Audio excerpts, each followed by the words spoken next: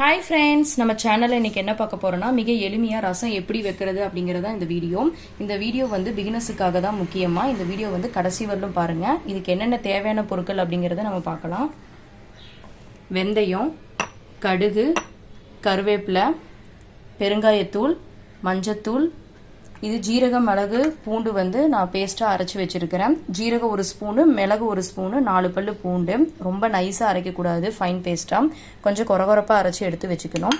2 வரமிளகா, கடைசியாக வந்து தூவருக்கு வந்து கொத்தமல்லி இலை, புளி கரைசல், சின்ன நெல்லிக்காய் அளவுக்கு எடுத்து நான் ஊற வச்சு கரைச்சி எடுத்து வச்சுருக்கிறேன் வடிகட்டி. 5 தக்காளி வந்து ஃபைன் பேஸ்ட்டாக நான் அரைச்சி எடுத்து வச்சுருக்கிறேன். தக்காளி அதிகமாக எடுத்துக்கிறனால புளி வந்து ஒரு சின்ன நெல்லிக்காய் அளவுக்கு தான் நான் எடுத்து கரைச்சி வச்சுருக்கிறேன். வாங்க எப்படி செய்யலான்னு பார்க்கலாம். ஃபஸ்ட்டு ஒரு கடாய் எடுத்து வச்சுருக்கிறேன். அடுப்பு பற்ற வச்சுக்கலாம். கடாய் ஹீட் ஆனோடனே கொஞ்சம் ஆயில் ஊற்றிக்கோங்க. இப்போ ஆயில் ஹீட் ஆயிருச்சு. வெந்தயம் வந்து ஒரு 4-5 மட்டும் போட்டுக்கோங்க, கணக்காக போட்டுக்கோங்க. கடுகு ஒரு 1/4 டீஸ்பூனு, பெருங்காயத்தூள் ஒரு 1/4 டீஸ்பூனு, மஞ்சத்தூள் ஒரு 1/4 டீஸ்பூனு, கருவேப்பிலை, அப்புறம் வரமிளகா கிள்ளி போட்டுக்கோங்க, 2 வரமிளகா.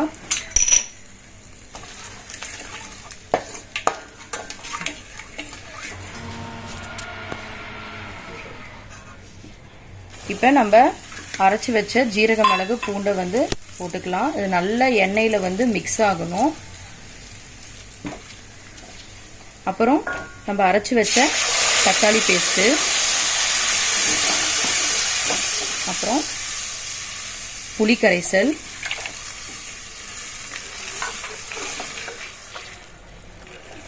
கொஞ்சம் தண்ணி,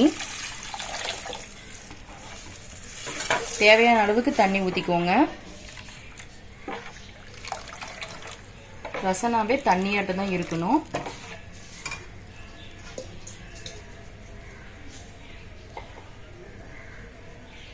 தேவையான அளவுக்கு உப்பு.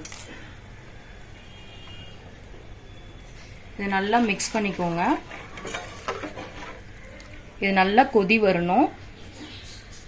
கொதி வந்த வாட்டி கடைசியாக கொத்தமல்லி தழை போட்டு இறக்கணும்னா ரசம் ரெடி. எப்படி கொதி வரும் அப்படின்னு பார்த்தீங்கன்னா, இந்த ஓரத்தில் எல்லாமே ஒரு பக்கமாக வந்து பபுள்ஸாக வந்து ஓரமாக வந்து நிற்கும். அந்த ஸ்டேஜில் வந்து கொத்தமல்லி இலை போட்டுட்டு ஆஃப் பண்ணிடணும். கொதிக்கட்டும். இப்போ பாருங்கள், லைட்டாக கொதி வந்துட்டுருக்கு. ரொம்ப ரசத்தை வந்து கொதிக்க விடக்கூடாது. பார்த்தீங்கன்னா லைட்டாக கொதிச்சு இந்த பபுள்ஸ் எல்லாம் ஓரமாக போகும்.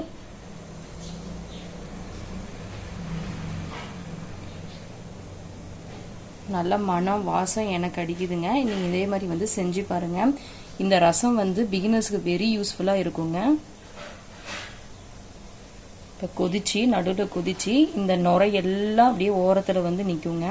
அந்த ஸ்டேஜில் வந்து கொத்தமல்லி இலை போட்டு நம்ம இறக்கிக்கணும்.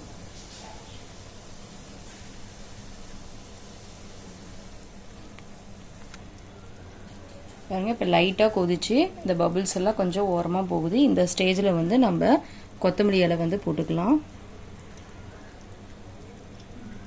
ரசத்துக்கு ஃப்ளேவரே கொத்தமல்லி இலை தாங்க. இந்த ரசத்தை வந்து நீங்கள் செஞ்சு பார்த்துட்டு கமெண்ட் பண்ணுங்கள் எப்படி இருக்குது அப்படின்ட்டு. இந்த வீடியோ வந்து உங்களுக்கு பிடிச்சிருந்தா லைக் பண்ணுங்கள், ஷேர் பண்ணுங்கள், கமெண்ட் பண்ணுங்கள். தேங்க்யூ.